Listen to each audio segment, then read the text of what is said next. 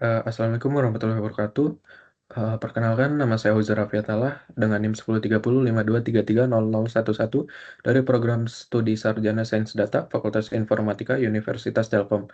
Pada kesempatan ini saya akan mempresentasikan proposal tugas akhir yang berjudul Aspek-Based Sentiment Analysis terhadap program makanan bergizi gratis di platform X menggunakan Indobird dengan Supervised Constructive Learning dan juga Linear Warm-Up Decay. Proposal ini dibimbing oleh pembimbing pertama yaitu ada Prof. Dr. Adi Wijaya, lalu yang kedua, pembimbing kedua yaitu ada Bapak Mahendra Dwi Febri. Oke, selanjutnya pada slide ini saya akan menjelaskan latar belakang dari penelitian saya. Jadi program makanan bergizi atau MBG itu merupakan kebijakan nasional tahun 2025 dengan skala yang besar, baik dari sisi anggaran maupun jumlah penerima manfaatnya. Dalam pelaksanaannya terdapat dua aspek yang penting yang banyak menjadi perhatian publik, yaitu kualitas pangan dan juga distribusi. Opini masyarakat terhadap MBG itu banyak muncul di platform X. Satu tweet itu dapat memuat lebih dari satu aspek, sehingga sentimennya juga itu bisa berbeda-beda. Permasalahannya, analisis sentimen tingkat dokumen itu belum cukup karena tidak dapat menangkap sentimen per aspek. Oleh karena itu, solusi yang diusulkan adalah APSA menggunakan Indobird ditambah Supervised Constructive Learning serta Linear Warm-Up Decay untuk menjaga stabilitas fine-tuningnya. Rumusan masalah dalam penelitian ini terdiri dua fokus utama. Yang pertama adalah bagaimana pengaruh integrasi subkon pada Indobird terhadap kualitas representasi ruang laten dan performa APSA pada opini MBG. Yang kedua adalah bagaimana pengaruh linear warm-up decay terhadap stabilitas pelatihan dan performa APSA pada model Indobird dengan subkon. Tujuan penelitiannya yaitu mengikuti dua rumusan masalah tersebut, yaitu mengevaluasi kontribusi subkon terhadap representasi dan performa model, serta menganalisis pengaruh linear warm-up decay terhadap kestabilan proses pelatihan. Jadi penelitian ini tidak hanya membangun model APSA, tetapi juga menguji apakah metode tambahan tersebut benar-benar memberikan peningkatan dibandingkan model baseline. Oke, batasan masalah dalam penelitian ini yaitu yang pertama, data yang digunakan adalah tweet berbahasa Indonesia dari platform X dengan rentang waktu 2025 sampai 2026 dengan topik program MBG. Lalu yang kedua adalah aspek yang dianalisis itu dibatasi pada dua kategori, yaitu kualitas pangan dan juga distribusi. Unit data yang digunakan adalah pasangan tweet aspek, sehingga satu tweet itu dapat menghasilkan lebih dari satu data apabila membahas beberapa aspek. Lalu setiap pasangan tweet aspek itu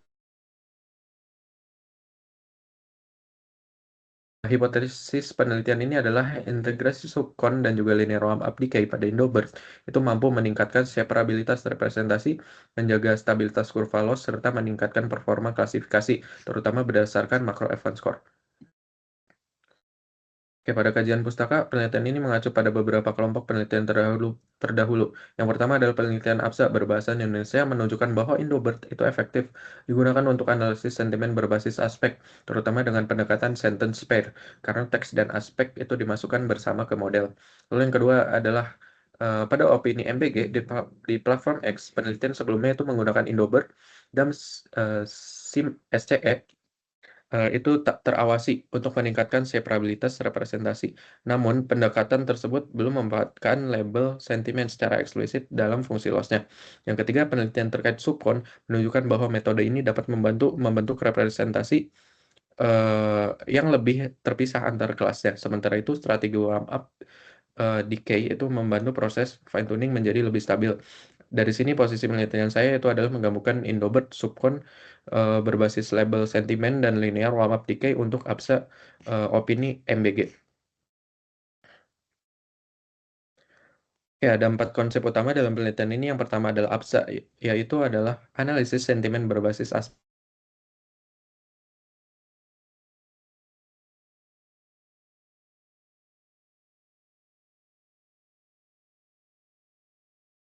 berbasis BERT untuk bahasa Indonesia.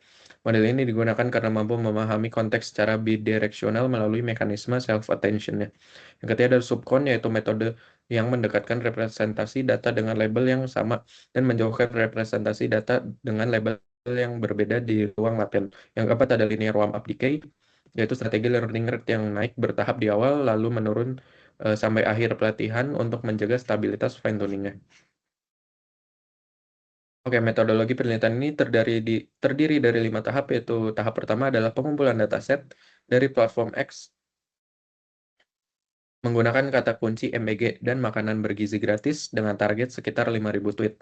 Tahap kedua adalah EDA dan pelabelan. EDA dilakukan untuk melihat karakteristik awal data seperti panjang tweet, elemen tambahan, bahasa informal, dan kandidat aspeknya. Pelabelan dilakukan manual oleh dua anotator independen. Lalu kesepakatan label itu diukur menggunakan koin Kappa dengan minimal 0,6. Jika terjadi perbedaan label, maka anotator ketiga berperan sebagai validator untuk menentukan label akhirnya. Lalu tahap ketiga adalah preprocessing, yaitu meliputi penghapusan URL dan mention, normalisasi slang, dan juga tokenisasi dalam format Indobird. Tahap keempat adalah pembagian data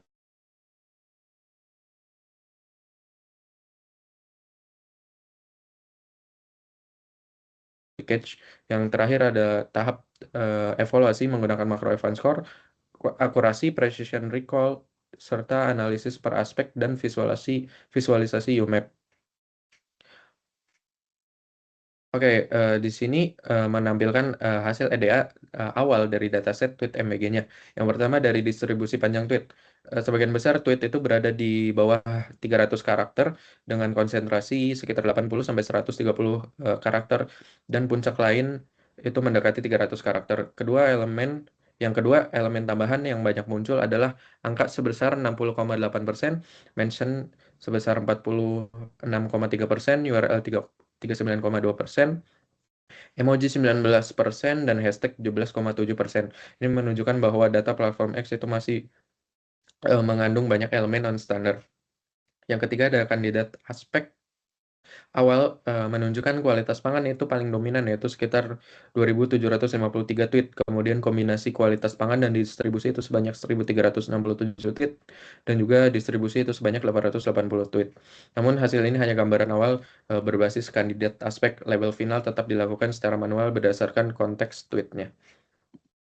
Oke, pada slide ini ditampilkan arsitektur model yang itu berupa pasangan teks tweet dan aspek dengan format CLS, teks tweet, lalu SEP, aspek, dan SEP. Jadi format ini digunakan agar model itu memahami isi tweet sekaligus aspek yang dianalisisnya. Nah, input tersebut diproses oleh Indobird encoder untuk menghasilkan representasi kontekstualnya. Representasi utamanya yang digunakan adalah token CLS.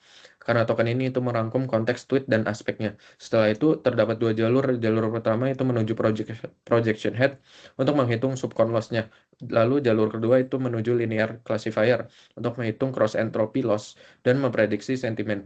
Kedua loss itu digabungkan menjadi total loss, kemudian proses pelatihan dibantu dengan linear warm up decay.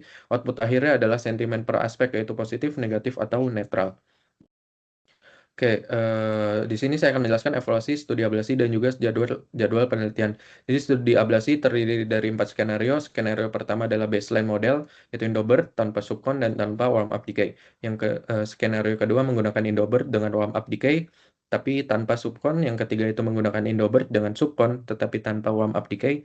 Skenario keempat adalah model usulan saya, yaitu Indobird dengan supervised constructive up decay.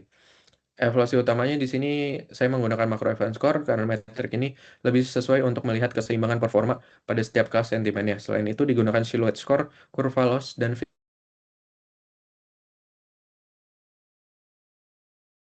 jadwal penelitian dirancang selama 6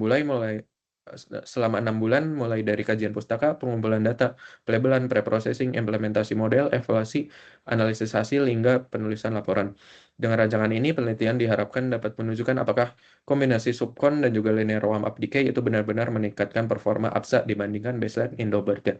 Oke, mungkin sekian presentasi dari saya, kurang lebihnya mohon maaf. Wassalamualaikum warahmatullahi wabarakatuh.